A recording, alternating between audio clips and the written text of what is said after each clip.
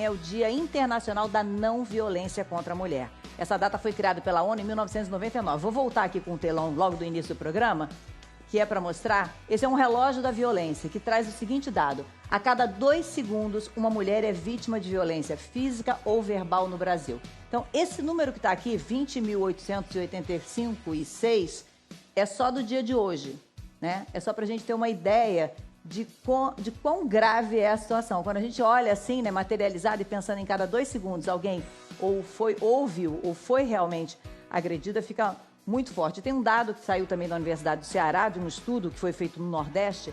3 em cada 10 mulheres nordestinas já sofreram violência doméstica. Salvador é a cidade com maior índice no Nordeste, seguida por Natal e Fortaleza.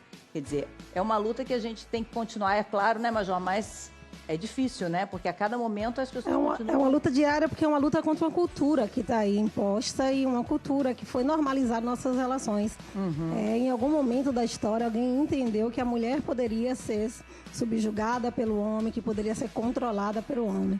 A partir daí, nós temos esse reflexo social, que os trabalhos que nós desenvolvemos, seja na rede de proteção a essa mulher, que os trabalhos, que programas, quando trazem esse assunto, também fica alertando as mulheres. Então, a gente vê Salvador como uma cidade, por exemplo, que mais existem registros de violência física contra a mulher. Eu entendo e analiso que isso é um ponto de que, em Salvador, a rede de proteção, e é claro, o trabalho da Ronda Maria da Penha, que eu não sou louca, vem fazendo com que as mulheres denunciem essa violência. Fiquem mais encorajadas porque essa violência sempre aconteceu. Sempre aconteceu. O que nós não tínhamos antes era a visibilidade dessa violência. Estava embaixo do tapete, guardada, né? Como se fosse um crime social, um crime moral enorme para a sociedade, quando na verdade é o contrário. É quando a gente não diz, quando a gente não denuncia, que nós estamos matando as famílias, que nós estamos acabando com a vida social, acabando com a sociedade. Rafaela falou de uma coisa que é assim, ainda hoje a sensação de posse que muitos homens têm em relação à mulher, ao corpo da mulher ou à presença dela em casa, e essa tentativa de controle que muitas vezes acaba levando a essa violência. A gente tem um exemplo na novela, né, que está acontecendo, o personagem do Gael e da Clara, assim, eles sofrem isso, ela sofre isso, né? E estava dando uma estudada também nas estatísticas, ela estava falando que graças, né, à Lei Maria da Penha, a mulher está ganhando essa voz. Ano passado foi de 9%, eu dei uma olhada. E esse ano já são de 29% das mulheres, ou seja, não mudou. Denunciaram, né? Não passaram a apanhar mais ou sofrer mais agressões verbais, enfim. Sofriam, só que agora estão dando voz a isso, né? A gente vai trazer a Carla para cá. A Carla tem 29 anos e ela é do interior de São Paulo, ela mora em Valentim Gentil. E a Carla, obrigada, viu, Carla, pela confiança, por estar aqui conversando com a gente sobre isso. A Carla é uma jovem que resolveu postar uma agressão sofrida pelo então namorado, né? Ela fez essa postagem agora no último dia 13, em que ela mostra as fotos da agressão e fala sobre essa agressão. Ela diz: você perde até a vontade de viver, se sente um lixo, um nada. Uma dor profunda que dói na alma. Se você, mulher, estiver passando por isso, é hora de acordar. Diga não a qualquer tipo de violência. Você não foi a primeira vez que isso aconteceu com você. Não foi a primeira. E o que te fez das outras vezes ficar quieta, tentar continuar com aquele relacionamento? Porque a gente sempre tem aquela esperança, você fala assim, não, ele vai mudar. Porque normalmente quando acontece, no outro dia a pessoa pede perdão, fala, eu não vou fazer mais, eu te amo. E foi várias vezes, assim, aconteceu após, a gente namorou, né? E a gente resolveu morar junto. E quando a gente foi morar junto, foi aí que começou as agressões, assim, pesadas. Até então, era brigas, discussões, né? Quanto tempo vocês namoraram? Foram quase 2 anos juntos, no total. Mas no período de namoro, você já identificava algum traço de violência, ou de agressividade, ou de destempero? Assim, a gente era o temperamento bem diferente. Eu sempre fui muito gostar das coisas bem certas. Ele era bem, assim, extrovertido, brincalhão, gostava de sair. Então, já batia uma diferença aí, né? Mas eu achei assim, bom, eu posso entrar na vida dessa pessoa para fazer o bem, para mudar ela. Era o meu pensamento, que eu poderia fazer ele uma pessoa responsável, ele ficar uma pessoa mais responsável. Então, a gente sempre discutia em várias relações, porque eu queria ter um futuro, era a pessoa que eu imaginava que estivesse do meu lado, que eu ia casar e ter meus filhos, eu queria construir um futuro. Tanto é que eu fui morar com ele, sair da casa dos meus pais, né, da minha mãe, no caso, pra gente viver bem, que eu achei que ia dar certo. Mas já vinha, assim, acontecendo algumas coisas, algumas discussões, ciúmes, né? Normalmente eu tinha bastante ciúmes de mim, mas começou a agressão mesmo física começou a partir do momento que a gente foi morar junto. E aí ela foi evoluindo, como todo mundo diz? Porque, quer dizer, ela começa de um determinado jeito e ela foi aumentando? Exato. O que fez com que ele te agredisse dessa forma, nessa última vez, que para você foi a última vez, né? Olha, eu acho que um pouco também envolve o álcool nisso tudo. Que normalmente, quando ele estava são, ele era, não tenho o que falar, ele era uma pessoa... Eu não consigo entender, eu queria poder entender o que faz uma pessoa que num determinado momento te ama, você é tudo na vida dela, vocês estão bem, no outro dia ela faz isso.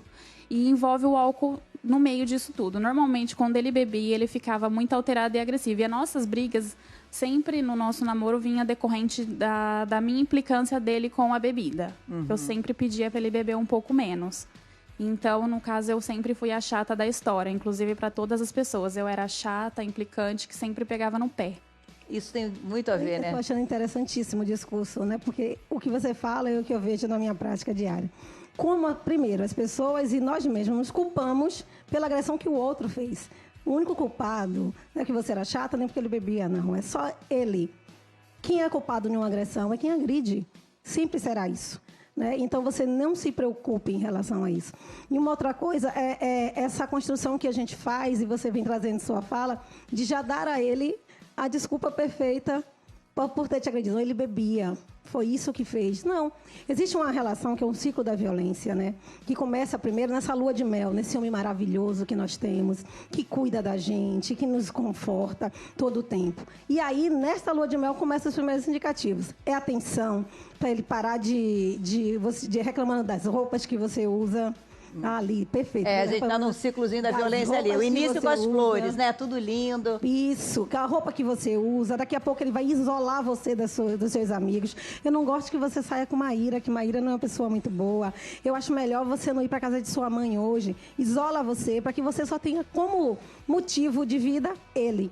Só que essa tensão vai gerar em você, porque ele vai sair, ele vai se reunir, vai chegar numa época de tensão que vai ficar mais ou menos como o Pichote canta, que você vai demorar para dormir, vai ficar pela casa de noite ligando a TV, vai chorar baixinho, sussurrando para ele não ouvir, tá? Mas as músicas do Pichote não, que os caras que o Pichote traz são excelentes. Viu? Fica tranquilo que ele sabe que tudo que ele precisa ele tem em casa. Viu? Isso foi bem interessante, porque no momento que aconteceu a agressão, eu fiquei perdida. Eu ficava me perguntando o que eu fiz. Porque aí a gente ainda se sente culpada. E foi no público, né? Você estava num posto de gasolina. Não, foi... não foi a gente, tu ficou sem... A gente, na verdade, isso, né? Foi isso que aconteceu. A gente estava voltando para casa, né? E vindo de uma pizzaria, mas ele tinha bebido algumas cervejas antes, a gente comeu, eu estava voltando. E acabou a gasolina do carro. E a minha implicância começou aí, porque não era a primeira, não a segunda, não a terceira, que a gasolina do carro acabava. E eu sempre questionava ele. Eu falava assim, nossa, amor, você não deixa dinheiro nem pra gasolina do carro? Você sabia que a gente ia sair? E sempre começa assim. E aconteceu várias vezes. E o carro, infelizmente, assim, era da empresa, não era nem dele. Uhum. E já havia acontecido várias vezes. A gente tem que pedir socorro para as pessoas e socorrer a gente de madrugada. Disso, logo depois disso, uma agressão. E aí a gente começou a debater, né? Que eu falei, o nosso combinado seria assim, a gente planejando o nosso futuro junto, que a gente queria comprar um carro. Aí a gente falei assim, vamos ficar 2 meses sem sair pra gente economizar para poder comprar o carro da entrada agora, né? E aí aconteceu tudo isso. Aí eu falei assim... Maíra tá ali engolindo, ó. Ela tá ali... Diga, Maíra. Respirando fundo, porque eu olho pra Carla e eu vejo o retrato de como a violência mexe com a gente. Faz o tempo todo a gente acreditar que a gente ainda tem responsabilidade pelo comportamento perverso da outra pessoa.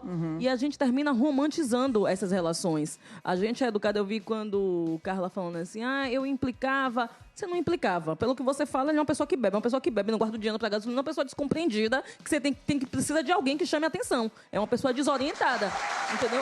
E aí, assim, tome cuidado, porque você vai falando, foi até o que a Major Denise falou assim, você vai dando para ele, e a violência doméstica, ela é o crime perfeito, porque a própria vítima se sente responsável pela violência que sofreu. E os algozes, eles se valem, inclusive, do nosso silêncio. Porque quem fica com vergonha de estar com o rosto desfigurado é quem passou pelo processo. E é fundamental que todas as mulheres compreendam isso, para a gente entender que o problema não é da gente. E você fala uma coisa que é muito importante, que essa coisa da romantização, né? Que as mulheres, nós mulheres somos ensinadas, forjadas a acreditar que o casamento é a nossa salvação. Olha o que você fala no início. Eu acreditava que eu poderia mudar ele. Quem pode mudar ele é ele mesmo. Ele precisa querer mudar. E aí você vai acreditando nisso porque a gente vai tomando esse comportamento maternal de acreditar que o cara, e às vezes até mesmo mulher, quando tem mulheres que têm relações homoafetivas, que acreditar que aquela pessoa é uma responsabilidade minha. Ô, neguinho, não tá dando certo não. Ah, não quer continuar bebendo, né? Ou você procura o Alcoólicos Anônimos, ou eu vou mudar a minha vida. Você fez o que foi melhor para você, que foi sair de uma relação perversa, e você teve a coragem. Você vai ser criticada por muita gente, porque tem muita gente que ainda acredita que a mulher... Ai, por que continuou? Ai, ele fazia isso. Porque a gente vai romantizando isso que você falou. Se um cara... comigo não, né? Que se ele vier... A Major já é minha amiga. Já digo, Major... Já pede socorro pra Major.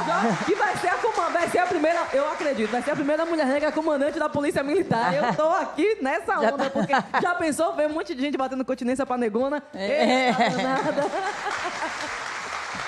Nada. É interessante porque o que você disse. O IPEA, o Instituto de Pesquisa, diz que uma mulher, para fazer uma denúncia, já sofreu, em média, 7 violências anteriores. E algumas só entendem violência como a física. Você aqui hoje já consegue verbalizar as violências psicológicas que ele foi trazendo para você. E pelo que você está falando aí, a violência psicológica, patrimonial, ele já trouxe também, né? E durante todo esse tempo que você viveu, eu tenho certeza, sem medo de errar, que durante esses 2 anos... Você viveu violência doméstica com este algoz, vou usar o termo de Maíra. Você viveu essa violência. Só que nós, mulheres, sempre achamos que nós vamos salvar o cara. Não, e alguém vai chegar pra você e falar, nega, ele já foi agressor antes do relacionamento. Você vai dizer, não, mas comigo não. Comigo vai ser diferente, porque eu sou diferente. E, na verdade, você vai se enfeitiçando pelo relacionamento, querendo manter a todo custo o sonho de ficar casada. Nara, acho que muito legal ela ter tido também a coragem de expor, porque muitas mulheres têm muita vergonha, não só da agressão, mas vergonha de contar depois que se envolveu daquela maneira. E ela está aqui falando. E acho que quando a gente traz um exemplo real, outras pessoas que estão em casa podem se sensibilizar e perceber que elas também conseguem sair disso, né? Não, falar, compartilhar é fundamental. Porque essa vergonha ela é muito grande. E às vezes são coisas pequenas, ou até uma agressão de espancamento físico, como a Major falou, existe uma agressão que ela é feita todos os dias. Não olha para o lado, não veste essa roupa. Porque você está falando com esse amigo, não saia com essa amiga, porque ela é solteira, não quero que você saia. E aí a gente vai engolindo toda essa agressão. Então é bom compartilhar. E essa rede de mulheres... que vem para abraçar essa mulher agredida, que vai fazer toda a diferença. Rafael, ela falou, muitas vezes é importante falar, mas no caso, até a gente se pegar na novela, ele é um médico, né? Um médico, uma pessoa que tem um olhar que certamente desconfiou logo de início que aquilo ali não era uma queda, como vem muitas desculpas, né? Um tombo, um empurrão. Mas é difícil, às vezes, conseguir que aquela pessoa... Até na novela, a gente mostra como a Clara tem dificuldade de aceitar que aquilo ali realmente está acontecendo com ela e de denunciar aquele marido, né? Justamente, eu acho que acredita, né? As mulheres amam, né? Desde que, assim, são mulheres, já amam diferente da gente, assim. Acho que tem essa sensibilidade totalmente diferente. E acham que vão mudar, realmente, né? E só elas, só quem é agredido, só quem sofre a violência que pode denunciar, né? Ninguém além da própria, né, agredida pode falar isso. Então, eu acredito que o caso dela, né, como assim, parabéns por estar aqui hoje falando, né, tá conseguindo ser exemplo mesmo para as outras mulheres, quem está te assistindo em casa, que está sofrendo violência, sofreu ontem, sofreu agora, vai se sentir à vontade, né? O exemplo aqui da Major, também de uma mulher forte, outra mulher, só tem mulher forte aqui hoje, tô fechado, né? E é isso, quanto mais tiver... Não, e eu acho, Rafael, eu quero até que a Major nos ajude nisso. Hoje, por exemplo, a gente precisa, no boletim de ocorrência, certamente da presença dessa mulher. Mas no 180 eu posso ligar e denunciar algo que eu vi, mesmo que a pessoa não... A Lei Maria da Penha trouxe algumas inovações que são interessantes. Por exemplo, o vizinho pode denunciar, pode ligar para o 190, o vizinho pode... É 190? É 190 para a polícia chegar na hora. E o 180... Para essa mulher pegar informações, se fortalecer, saber para onde ela pode ir, por que caminhos ela pode traçar. Né? Mas é importante dizer que qualquer pessoa pode denunciar a violência doméstica e familiar. Em briga de marido e mulher, todos nós podemos ser acolhidos, devemos ser acolhidos. Mas e se ela não afirmar a agressão? Olha, a Lei Maria da Penha, ela pode ser, o homem pode ser preso em flagrante delito. Se a polícia chegar na hora, ela tiver, por exemplo, com a violência física, né? A única são as ações de difamação, calúnia, ameaça. Mas se ela tiver com a violência física, a polícia chegar na hora e flagrar, se convencer, tem que ser conduzido para a delegacia. Não tem mais essa questão também de conciliação no local. Né? Não pode nem um policial, seja ele civil ou militar, né, querer conciliar. Só tem certeza? É o pai do seu filho? Não. Aquilo ali, pela Lei da Maria da Penha, a mulher só pode desistir na presença do juiz. Quando ela chegar no juiz e falar, não, eu não quero mais seguir. E se o juiz não se convencer de que ela está tranquila naquela relação, ele também prossegue o inquérito normalmente. Isso é bom da gente saber, porque a denúncia ela é fundamental. Se a mulher se cala, ela pode morrer. Acho que para vocês, homens, que não compartilham desse tipo de comportamento, deve ser muito difícil entender um comportamento masculino desse, né? É muito louco isso, porque... a gente vê que as marcas do rosto dela, que eu vi na foto ali, já saíram, né? E as marcas internas, elas com certeza ainda estão aí, vão ficar... Como eu disse, já o coração, assim, fica despedaçado.